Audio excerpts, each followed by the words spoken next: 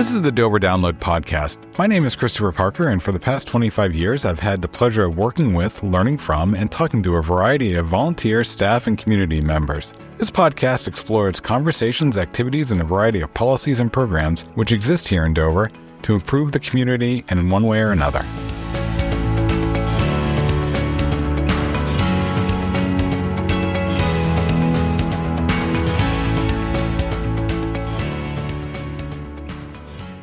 Today's episode of the Dover Download Podcast continues our ongoing exploration of those nonprofits here in Dover and the Seacoast area that make the community the great community it is. I am joined by Ann Hayes, Executive Director of Gather Community Food Center Organization. Ann, how are you? I'm doing fine. Thanks for having me. Thanks for being here. So I think as we chatted a couple of minutes ago, Gather is one of those groups that people might know the name and might assume they know what it does. But what does Gather do?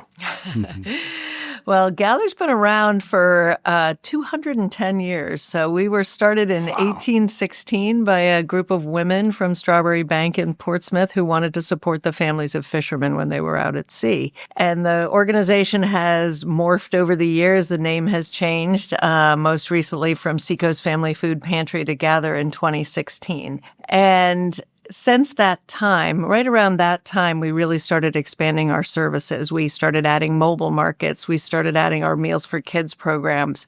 So Gather is a food access organization, basically a hunger relief organization. But we do what we do in a lot of different ways. We do have a brick and mortar pantry market where people can come and shop. In our new community food center, that looks like a mini grocery store. It's a great, bright, sun-filled room that people shop just like they would a little mini Whole Foods or something like that. All of our food is distributed for free. We run about 40 mobile markets. So we're trying to, at the same time that we're trying to distribute food, we're also trying to overcome barriers to access. Okay. So we talk about it in kind of two different ways. We talk about it as serving the line. So people have a need for food right now, and we can't ignore that need. We need to serve those people, and we do that through our pantry market and our mobile markets and so on. And then we also talk about trying to shorten the line. And the reason we talk about that is because the line keeps growing. And there's different policies on the federal level that are causing an increase in need, but COVID caused an increase in need, and price increases and inflation caused an increase in need, and we just keep serving more and more people. So what we're trying to figure out is there's something we can do kind of upstream. I don't know if you've heard that story of, people taking the babies out of the river and finally figuring out that they should really go upstream and figure out who's putting the babies in the river. Right. So it's a little bit like Look that. at the problem as opposed to just a temporary solution. Address the underlying issues, and how do we do that? And so we've added programs to do that. And our mission is to offer innovative programs that build food security in welcoming and dignified ways. And those words were really carefully chosen. We really do try and be very innovative in what we do, and I can tell you some examples of that. Good. But we also really focus on making sure people are treated with dignity. And you'll see that at our new community food center in Portsmouth, where when people walk in the door, it feels different. It doesn't feel like a normal food pantry. And our gathering space, our community space, doesn't feel like, an empty hall. It has a lot of features about it that make it a really cool place to be. So we're using a lot of those spaces to do things differently than we were able to do them before. Is the reasoning behind that to make it more socially acceptable, or to make it more comfortable, or to really just recognize that it shouldn't be an institution, it should be a functional space? It's one of the reasons that we built it the way we did is that we feel like there is still stigma associated with accessing food for free, right? Nobody really wants to go and shop at a pantry market. We have a very low barrier model, and we get questions sometimes from people saying, well, how do you know that they really need the food? My opinion is that there's not a lot of people in this world that get up in the morning and say, I want to game a food pantry. If you're going to a food pantry, it's probably because you need food. Yep. And so we solve for the people who need the food. And if there's 5% of the people who don't need it as desperately, then that's not something I'm going to worry about. That's on their conscience.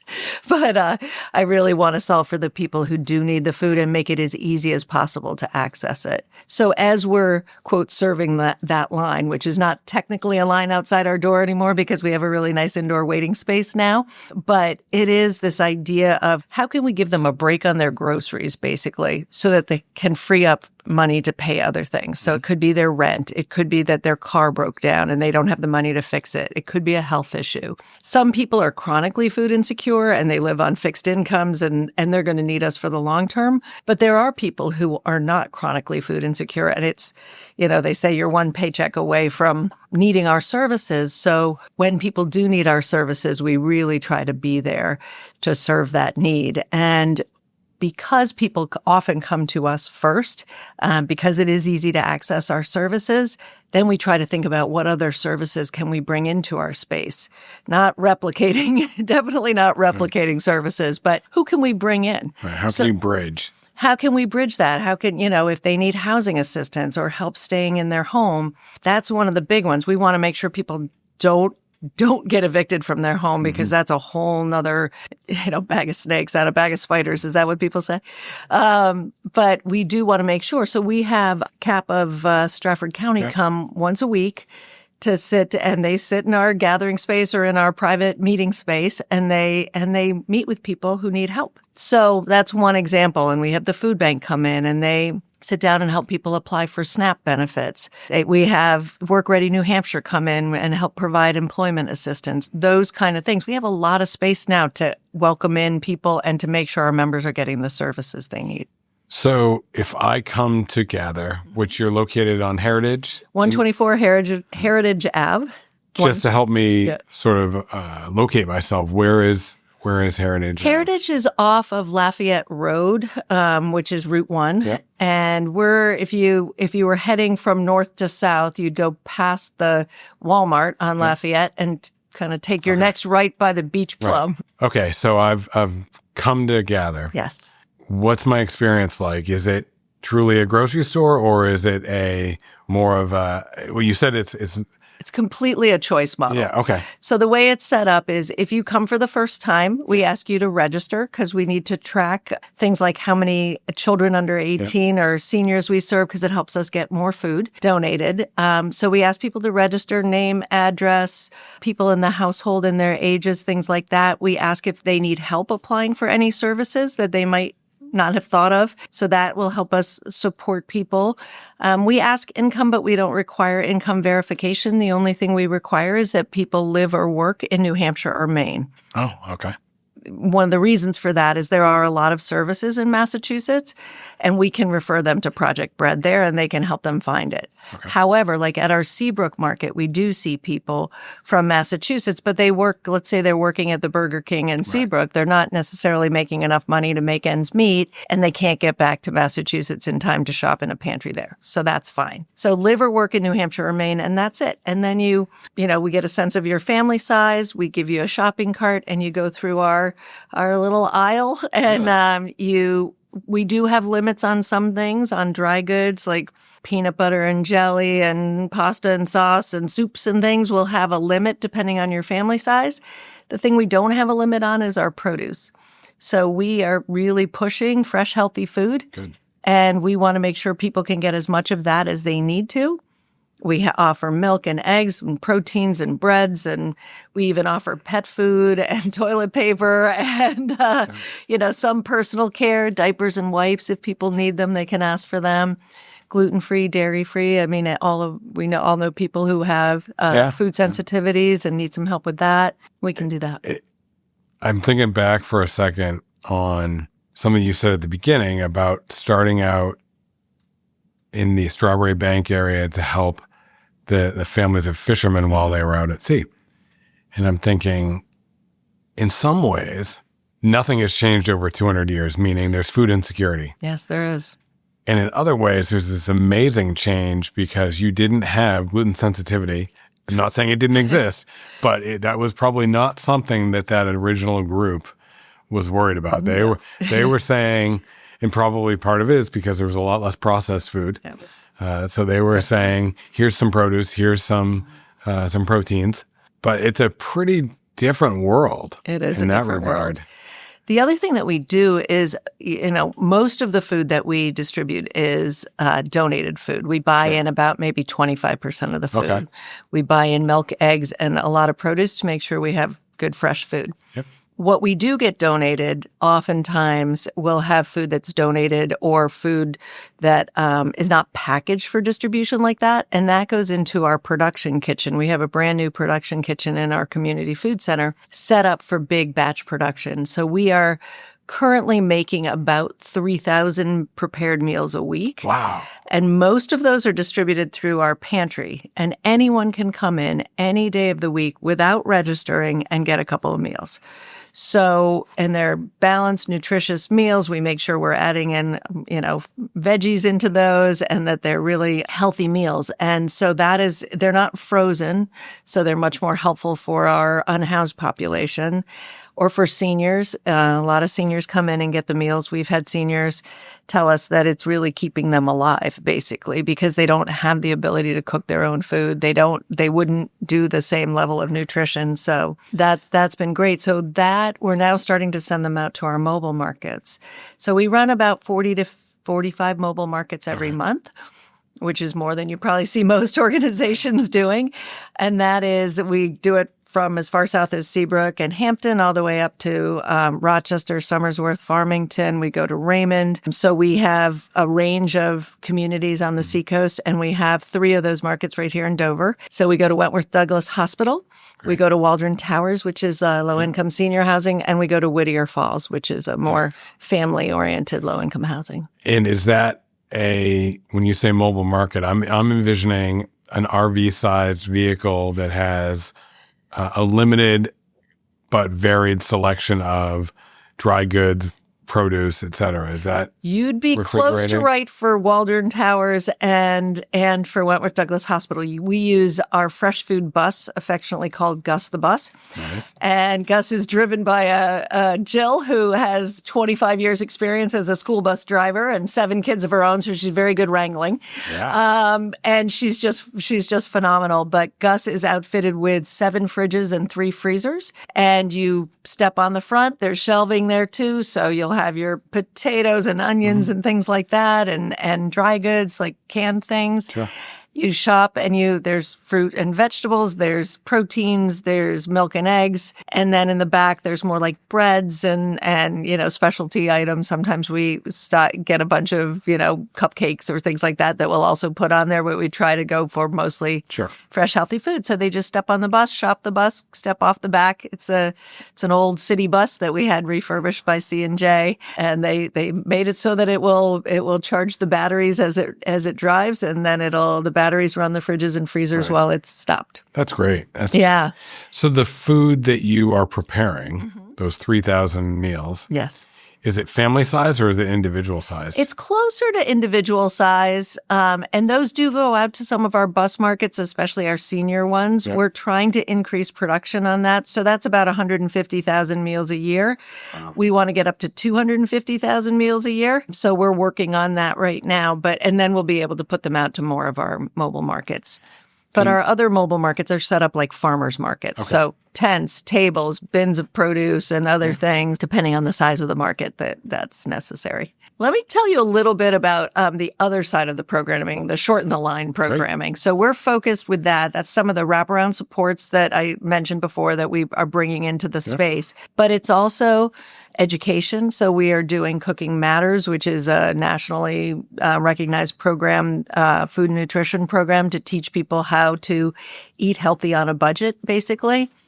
So we're doing 4 cohorts of that. It's a 6-week cooking and nutrition program where people learn how to cook, like hands-on, but also learn about nutrition and how to pick more nutritious things. And then they sit down and eat what they cook. So that's one aspect. We're working with folks who are clients of ours. We have a teaching garden now at the Seacoast YMCA in Portsmouth, 14 raised beds and some demonstration beds as well.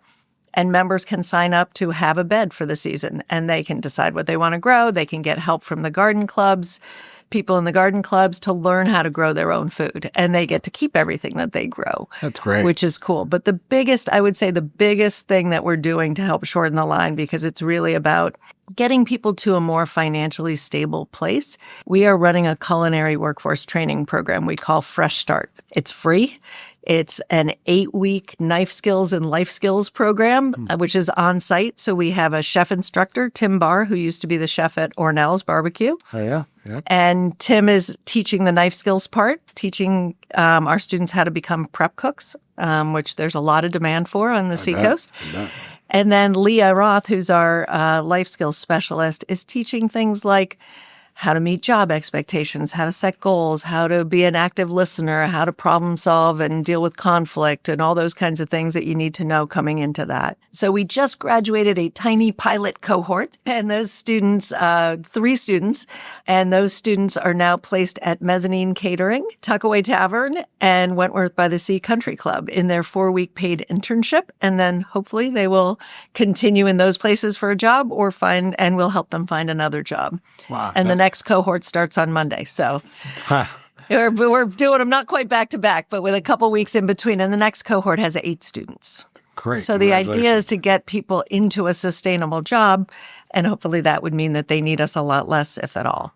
When you have the food donated, is that me providing something? Is that a corporation or a grocery store? How does that work? So we get about 35 to 40% of our food from grocery stores. So that's called Fresh Rescue, and that's sort of managed by the food bank. And they'll say to us, you can pick up at Walmart in Portsmouth on this day, and Target in, wherever on this day, and Hannaford and Whole Foods and Trader Joe's and Aldi and all those stores. And we just have assigned days where we go and pick it up. So it's managed by the food bank, and they tell us where to go, but they don't actually touch the food.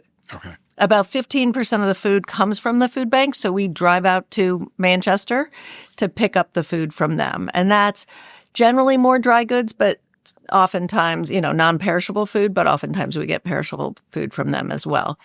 We get about a lot less, unfortunately. We used to get a lot more from TFAP, which is the Emergency Food Assistance Program from the USDA, but that was cut in half about a year ago. So we're not getting as much from that, but we did start a program that we call Seacoast Waste Not we're almost exactly 2 years ago, and we've rescued 250,000 pounds of food through that in the past. And so that is working with food manufacturers, food distributors, restaurants, caterers, cafeterias. Wentworth Douglas Hospital cafeteria donates to us every week. Tuckaway Tavern donates to us every week. There's Chipotle in Portsmouth donates to us every week. And that a lot of it can be prepared foods that we just need to do, add some veggies to or whatever. Right.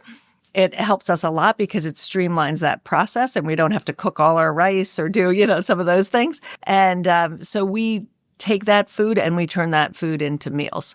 Nice. And so that's been, they're amazing partners. We started with, 6 or 8 restaurant partners, and we now have something like 70 partners. So what you're doing is great.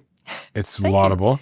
It's not free. How do you fundraise? Where do you get your financing from? It doesn't just appear. It does not just appear, sadly.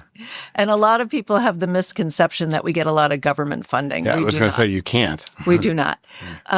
We get very little government funding. Most of our funding comes from individual donations. Probably about 2/3 individuals and about 1/3 institutional. And by institutional, I mean corporations. Sure. I mean private foundations, some city government, we do get a little bit, and some community organizations do donate as well. So if a listener wanted to get involved, would you say it's better for them to go on your website and hit the donate button from a financial standpoint, or would it be better for someone to go to the grocery store, buy the stuff and bring it to you?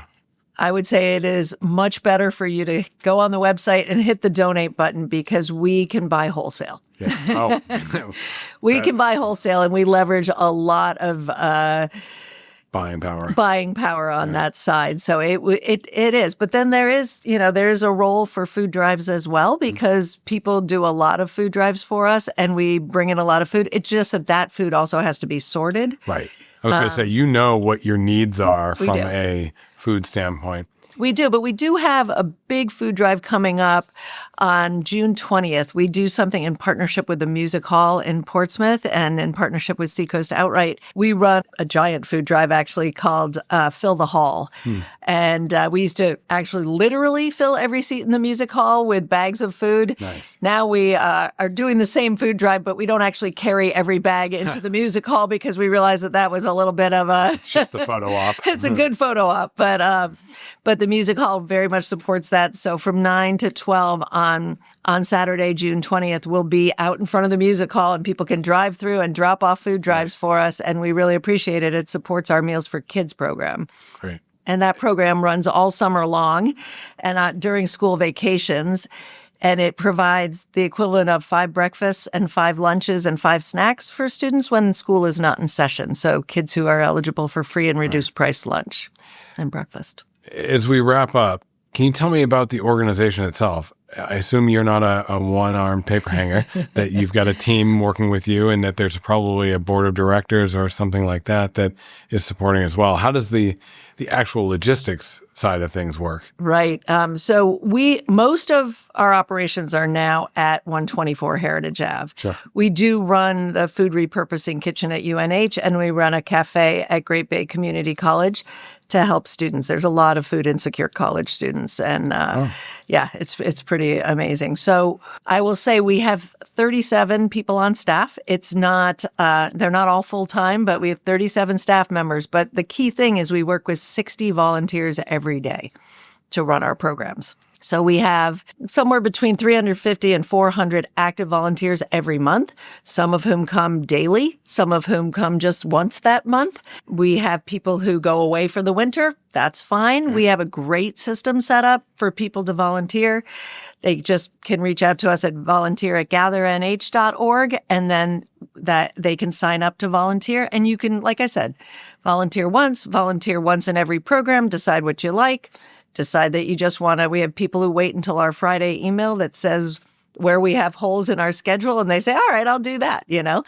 But we have some people who just want to do one thing too, and they want to do it every day. So we have an amazing, amazing group of volunteers. And with this new space, we need more. So we love having people come and volunteer. It saves us. I think we calculated the hours are the equivalent of an additional 17 full-time employees. Wow. That's great. That's really tremendous to hear. Yeah. As we wrap up, is there anything else the listener should know or anything that we didn't cover that you want to make sure gets out?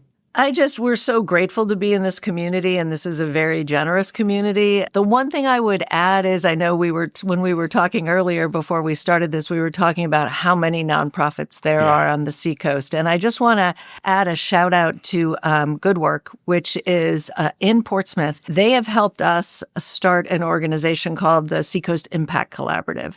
And that is about a dozen organizations on the Seacoast, social service organizations who are coming together to try and figure out how to make accessing our services easier for people. So it's everyone from Crossroads House and Haven to Greater Seacoast Community Health and Seacoast Mental Health, Great Bay Community College, Coast. Yeah. So we're trying to hit all the different services people might need, bringing the executive directors together, bringing the the resource coordinators and case managers together. So we all start to build this web of support for people. Great.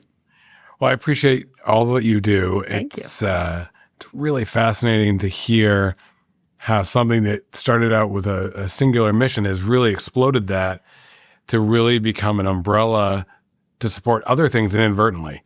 As you said, if people can take what they would have spent on food and apply it towards rent or apply it towards some of their other difficulties in life, it's certainly going to help empower them to improve their situation. Yes. And it's been an educating conversation. I'm really glad you're here. Thank you so much. Thank you for being on the Seacoast. Absolutely. Thank you so much. It's been my pleasure. Have a great day. You too. Dover has a wealth of history in its over 400 years of existence. Coming up, Mike Gillis is going to share some of that history with us. 1923, Foster's Daily Democrat had already published several stories about Dover's 300th anniversary, including plans for several community celebrations. On May 22, 1923, the newspaper announced it had another anniversary to celebrate that year, its own. 1923 was also the year the newspaper turned 50. Leading up to the actual anniversary date in June, the newspaper announced this week it was planning a special edition of the paper. According to its proclamation on the front page of its newspaper, quote, "No pains will be spared by the publishers in preparing an elaborate edition, rich in historical significance, and to give it additional interest and timeliness, much space will be devoted to feature articles in connection with the plans underway for the 300th anniversary observance in August of the settlement of New Hampshire, in which Dover will play a conspicuous part. Besides commemorating these two anniversaries of past events, progressive Dover of the present day should not be overlooked, and a comprehensive story of its civic, commercial, and industrial activities will be published." To help with the task, the newspaper hired Edward Gallagher, the former owner of the Concord Patriot. By the time the newspaper had published this account, Gallagher was already in town and at work. The special edition would be published later that year and did indeed boast a comprehensive and ambitious look at Dover, past and present. Copies of this special edition can still be viewed, including at the Dover Public Library. What became Foster's Daily Democrat actually started in 1872, when Joshua Lane Foster launched Foster's Weekly Democrat, which was printed manually by a worker cranking a small cylinder press. After a year and a half, that weekly paper became Foster's Daily Democrat in June of 1873, and that was the anniversary the newspaper celebrated in 1923. Generations of the Foster family would continue to publish the newspaper until 2014, when the newspaper was sold, ending what had been one of the oldest family-owned newspapers in the country, and the only remaining newspaper to carry the family name and its banner. Today, Foster's Daily Democrat is owned and published by Gannett, the same company that publishes USA Today. Thanks for listening to the Dover Download this week. If you like what you heard, subscribe through your favorite podcast aggregator. And if you have something you want to hear a topic on, let us know. Finally, this is just one of the many ways we share information about the city of Dover. You can subscribe to the Dover Downloads email newsletter every week or other newsletters that we have by going to the City of Dover homepage, www.dover.nh.gov. Have a great week.